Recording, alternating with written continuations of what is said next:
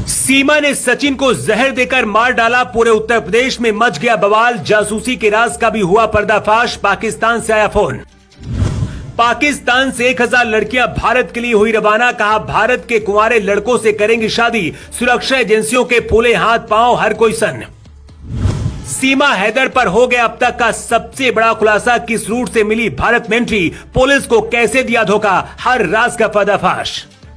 सीमा हैदर मामले में बहुत बड़ा खुलासा हुआ है। सीमा पाकिस्तान से भारत में कैसे और किस रास्ते से एंट्री ली, हर एक राज का पर्दाफाश हुआ है। सीमा और सचिन की कहानी बीते 1 महीने से हर किसी की जुबान पर है। कोई कह रहा है सीमा जासूस है, तो कोई कह रहा है कि वो अपनी मोहब्बत को पाने के लिए पाकिस्तान से यहां चली आई। लेकिन सच्चाई क्या है, आज हम आपको बताएंगे, हर राज का पर्दा उठाएंगे।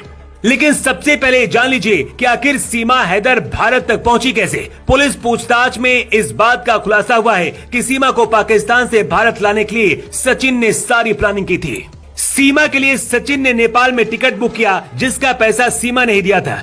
सचिन को सीमा ने फोन पर नेपाल बुलाया था, जहां पर एक मंदिर में दोनों ने शादी की थी। इसके बाद तय हो गया था कि सीमा अब भारत में रहेंगी। ऐसे में सवाल उठ रहा था कि सीमा कैसे भारत में आई, तो सचिन ने बड़ी चतुराई के साथ बॉर्डर पर बताया कि वो नोएडा का रहने वाला है और सीमा उसकी बीवी है।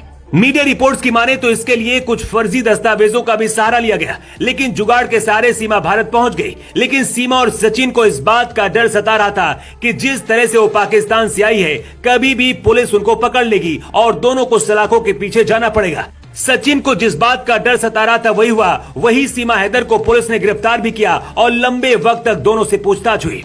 सीमा से एटीएस ने कई घंटे पूछताछ की और अलग अलग एंगल से बात की, जिसमें ये निकल कर आया कि सीमा सच में सचिन के प्यार में भारत आई है और वो कोई जासूस नहीं है। सुरक्षा एजेंसियों ने सीमा से पूछा कि क्या आपके भाई फौज में हैं? तो सीमा ने भी सच में कबूला और कहा कि उनके भाई फौज में हैं। इसी तरह से सीमा हैदर ने कई तरह के राज सुरक्षा एजेंसियों के सामने खोले, जिसके बाद अब इस बात के सबूत मिल गए हैं कि सीमा किसी भी तरह से भारत को नुकसान नहीं पहुंचाना चाह रही है और वो कोई जासूस नहीं, बल्कि सचिन के प्यार में पाकिस्तान से अपना घर बार छोड़कर आई है।